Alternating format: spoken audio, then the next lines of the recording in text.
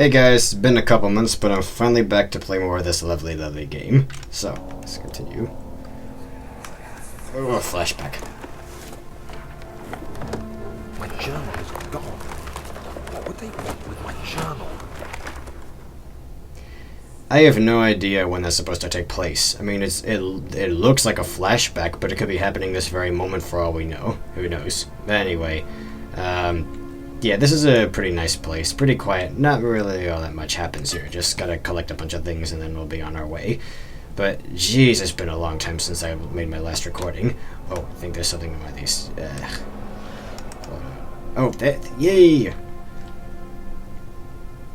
I actually know where some of the items here are because I have seen this place. I've seen a lot of things in this game already. Hold on. 2nd of July, 1839. I received a letter today from the Algerian governor's office disclosing the fate of Herbert's expedition. About a week after my departure, Abdullah, one of the men traveling with us, returned from the desert. He was badly injured, as if maimed by a lion. The man rambled deliriously about the expedition being attacked by something horrible. It's the thing! The French quickly dispatched a search party to look for the expedition. After searching for days, they found the camp abandoned without any trace of Herbert or his men. Tomorrow, I'll retrieve the things they recovered from Herbert's tent at the customs house. I don't know what to make of it, but I'm worried for him. Alrighty. I know some of you might be annoyed that I'm taking the time to indulge in all these writings and letting these plays, like, come on, I just want to get back to the game already.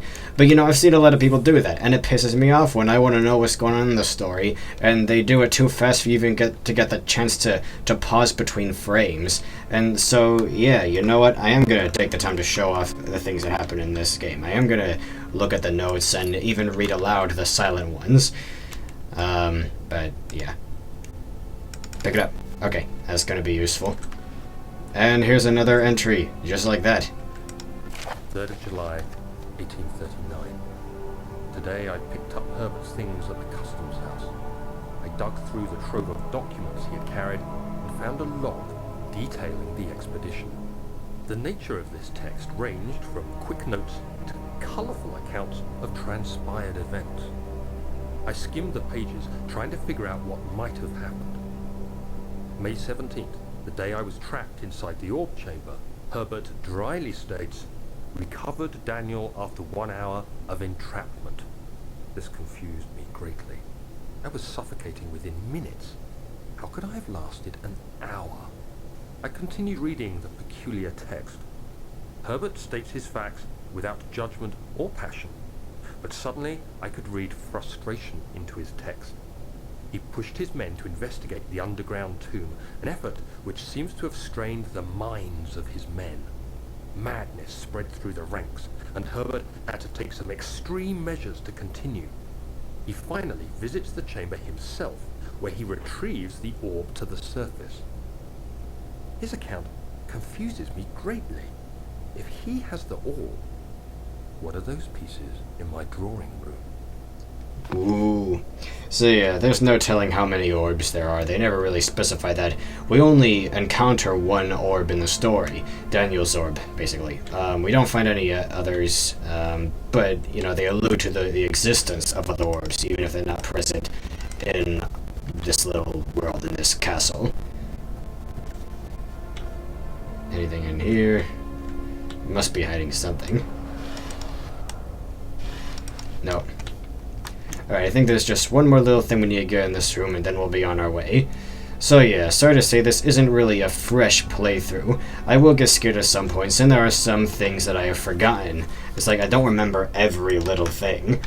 And the experience hasn't been totally ruined for me. It still feels great to be playing this for the first time, to actually be in Brennenburg. But yeah, sorry for those who don't like those kind of walkthroughs. Please, let it be here.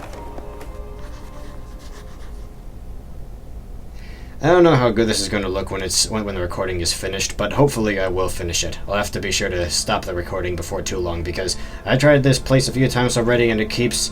What the heck was that? It keeps crashing for whatever reason. Anyway, one more journal entry and that'll be it for this room. 4th of July, 1839. It's done. The orb is assembled. I was awakened by an exhausting nightmare. Shaking and sweating, I retired to the drawing room with a cup of tea. The relic pieces lay spread across the table as I'd left them, but somehow I knew how it was supposed to be. I fetched the tar, which I had prepared to fix the pieces together, and without fault I joined them, producing the orb I remembered so clearly. The tar proved unnecessary. It was pushed out from the joining pieces as they merged on their own, with no adhesive. The ancient stone relic now rests on my table. Its immaculate surface and perfect shape could have been molded by a factory. This is all too strange. Alright, we found pretty much everything we need to, but there's one more little thing over here. Oh, thank God, there it is. I guess it is a good place to hide it then. Now, some may assume that you're supposed to drop this and then some monster's gonna appear, but no, the monster that appears in this room will, yeah, spoiler alert, he'll appear whether you grab this or not, as long as you go over here.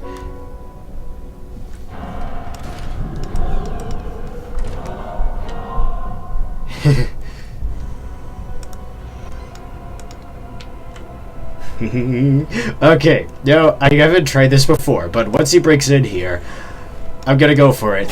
I'm gonna try to get past him, because he's not gonna be chasing me into another part of the castle. He can only chase me around when I'm in here. As soon as I leave this level, this little section, I'm free. Yay! There he is! Ow! Oh! Oh! Get out! Get out, Daniel! Go for it! Go! Go! Go! I made it! I survived! I took my head out and I lived! And I got some platinum, so yay! Ugh. Wow, what a rush. That's the first time I've encountered one for real. I tried this place a few times, but I was hiding from every time, and I thought it'd be a nice fun little something if I... Jeez. Ugh. And we're back in here. And Daniel isn't doing so well. Well, now he's okay, I guess. Everything's still... Let me check his health. Still can't believe I did that. It's so stupid. A wound is bleeding quite badly.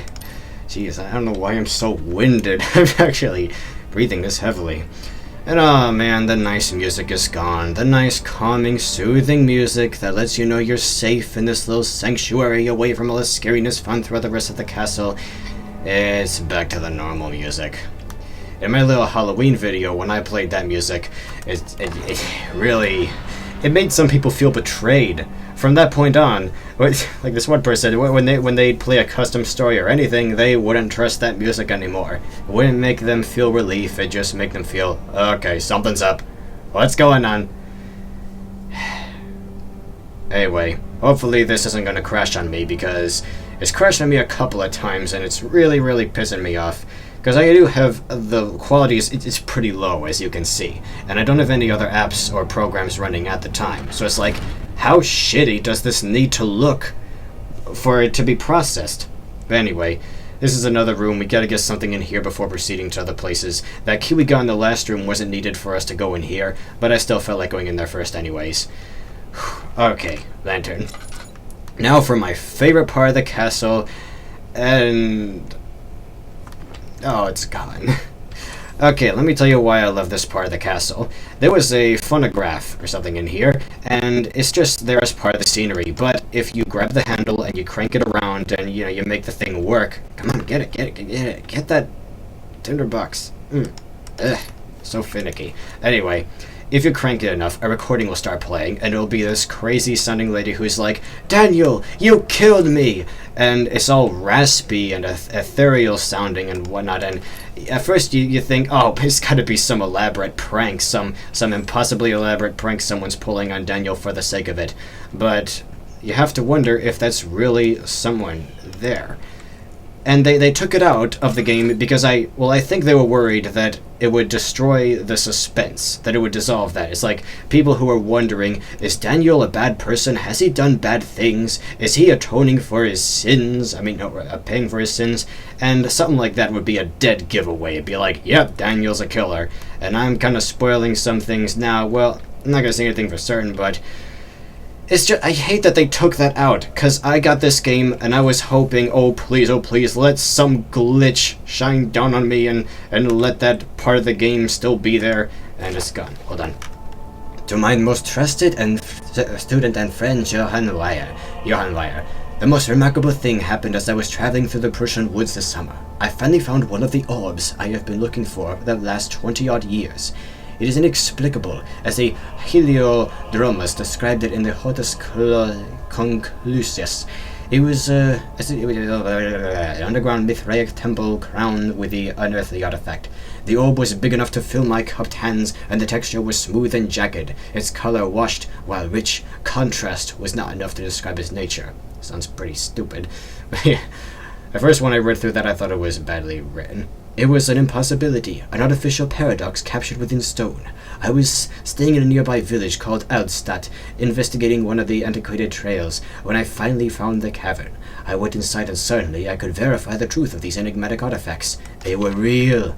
As you can understand, this is the most important discovery of my life, but it was also my greatest fear. As I entered the underground chamber, I could feel that I was trespassing. Because of my curiosity, I did my best to fight these instincts and fetch the orb from its place. I scrambled out of the chamber and into the woods. I could sense something was following me, and bayed loudly as it closed in. The beast, this guardian of the orb, was relentless in its pursuit. I made my way to a nearby ravine, where I stumbled upon some men fishing in a lake. I tried to warn them as I passed, but fortunately they remained as I continued my escape. When I heard their cry of pain echo through the valley, I felt such a tremendous sense of relief, thinking I would be spared. Suddenly, a blue shimmering light engulfed me, and the colors of the forest were washed away before my eyes. I kept running through the bleak surroundings. The trees had turned charcoal black with leaves of cinder, the ground covered in murky water. I pressed on through the drenched land as the glowing ember gave way to the rising sand and rained on me. I could hear pleading screams in the distance. As I joined in, as pain and fear overtook me, I fell to the ground, gasping for air. This certainly must sound strange, but I had been carried miles away from the Alps to a grassy field outside Genoa. The Guardian has taken the orb from me, but still until this day I fear its return. Sometimes I lay awake at night, listening for the howling cry I heard in the forest. It has been nearly a decade since that day, and I still haven't been able to write about the incident. The last time we spoke, you told me about your interest in ongoing research into the mythic orbs, and I realized I owed you the truth about my visit to Aldstadt. Your friend and mentor, Heinrich Cornelius Agrippa. Aldstadt is an interesting place. Some people have made custom stories about Aldstadt and about the creator of the laudanum, as it is called in this game, which is not the opiate that soothes pain and, numbs your nerves, but is rather something that instantly patches people up, like what they spray on Pokemon to heal their wounds or whatever.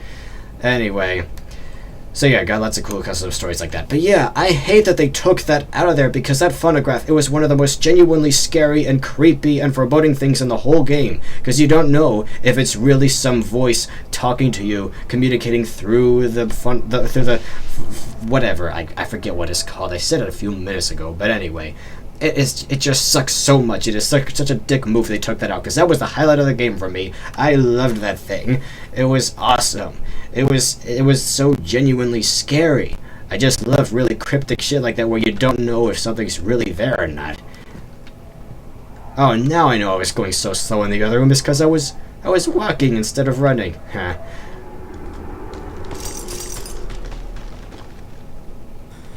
That's a not-so-subtle hint that we're supposed to break this window, I think. Or maybe it actually is more subtle than I gave it credit for, because you used to get a lot of stuff like that in video games back in the day, but you don't nowadays. Usually there's just a massive explosion or something. Before we go in here, let's go over here.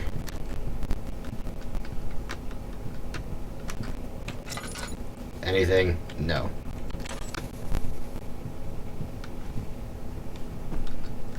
So yeah, just gonna cover this area, and then I'll stop the recording, and then we'll go into the storage room.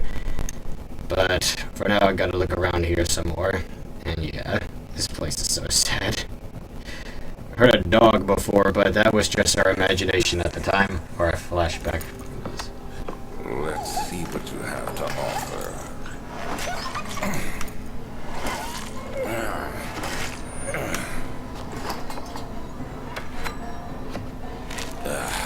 What a mess.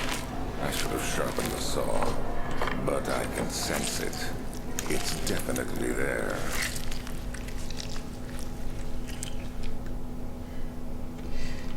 Alexander is such a sick bastard. Here we're going to explore his motivations, partly. Okay, blah, blah, blah, blah. Oh, actually, I think this is... I don't know if this is him. I'm just gonna read in his voice anyway. After a short study, it is clear that the agitation found among humans can be found in the dog. Fear and pain induce stress, which seems to trigger an endogenous response, causing the animal to burst with energy. I believe that the catalyst is produced in the brain. It is difficult to determine exactly where and what it is, but I can sense it. It reeks of cosmic genesis. There is an inherent problem in harvesting this energy, since the creature is bound to die from the exercise. I must refine this process of torture to enable any real work to be done. More experiments must be performed, but it seems that only human beings are able to produce the amount of necessary. It might be their ability to appreciate the severity of the process that ultimately augments their experience of terror. So, yeah... some creepy occult shit. I still can't believe they got rid of that thing. I love that thing. It was awesome hearing this lady from beyond the grave talking to you, saying, "Daniel, you killed me." And she was mumbling about something about his sister and all sorts of other cryptic creepy. She was like, "What are we supposed to make of it?"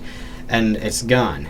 Sorry I'm saying shit so many times in this one video, but it really, really bugs me that they got rid of that. It was so cool. That was what defined Amnesia for me. Not the monsters, not any of the stuff that is really, really cool, but it was that. But anyway. Okay. Anything else here? Oh, I love that bit. So yeah, as you can see, it was only a matter of time before he started experimenting on humans after all. You know, once you start to go insane, this is going to look all droopy and melted, and it'll look like some horrible demon thing. Okay, January 9th, blah, blah, blah. Further disappointment. The Antiquarian's latest findings yielded nothing. I am still unable to grasp the inner workings of life and its relation to the power I sense within it. I shall pursue more books on the subject, but I suspect it will be in vain. Since no research has been made in my particular interest, I must attempt to fill that void myself. Clearly humans emanate more of the energy I seek, but I hope animals will suffice, as they would prove less of a hassle to acquire.